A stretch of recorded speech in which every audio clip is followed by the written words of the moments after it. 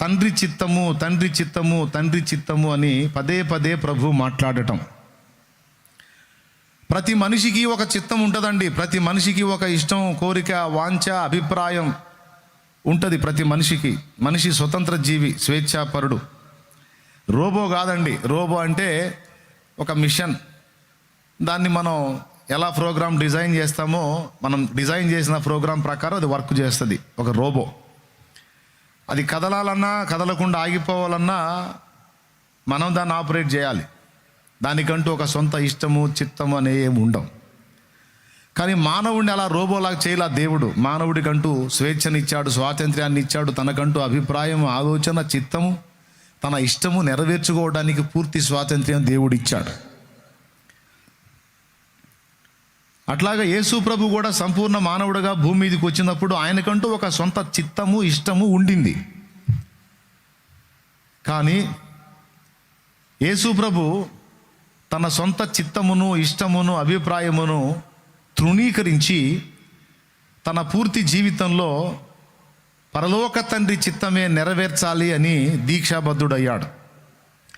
ఆరంభం నుంచి ముగింపు వరకు ఆయన చేసిన సమస్త చర్యలు యేసు చిత్తము కాదు, తండ్రి చిత్తమే అని మనం గుర్తించాలి.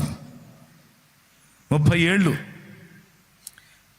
కుటుంబ భారాన్ని భుజాన వేసుకొని 30 ఏళ్ల ప్రాయం వచ్చిందాకా కుటుంబ బాధ్యతలు నెరవేర్చడం తండ్రి చిత్తమే.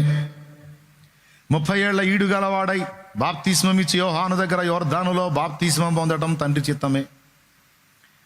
అక్కడి నుంచి వచ్చి అరణ్యములో 40 దినములు ఉపవాసం ఉండి ప్రార్థన చేసి ఆత్మయందు బలముతో నిండుకొని గలిలయకు వచ్చి, ఆత్మ బలముతో నిండుకొని గలిలయకు వచ్చి ఇక పరిచర్య మొదలు పెట్టడం తండ్రి చిత్తమే.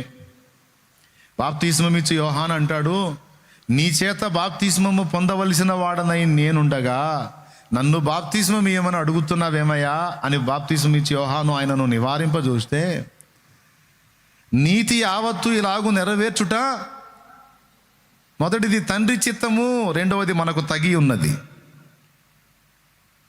అర్థమైందా? ఇలా తండ్రి సంకల్పించాడాయా.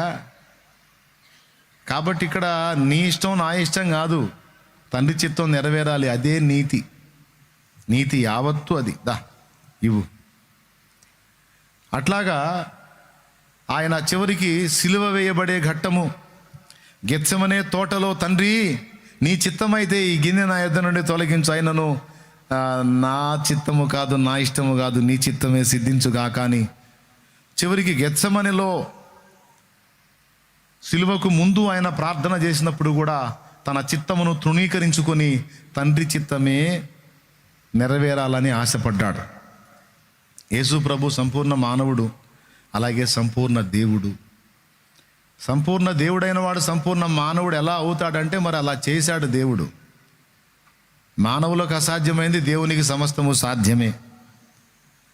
భూమి మీద కన్యమరియ గర్భాన పుట్టక ముందు ఆయన సంపూర్ణ దేవుడు.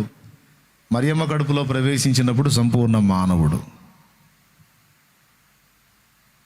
మనిషిగా వచ్చాడు కనుక ఆయన యందు ఏ పాపము లేకపోయినా తన సొంత చిత్తాన్నైతే ఆయన గౌరవించలా. తనకంటూ ఒక సొంత చిత్తం ఉండినా దానికి విలువివ్వలా, దాన్ని గౌరవించలా. నా తండ్రి, నా చిత్తము కాదు, నీ చిత్తమే జరగాలి. నన్ను పంపిన వాని చిత్తము నెరవేర్చుట నాకు ఆహారము పానమై ఉన్నది.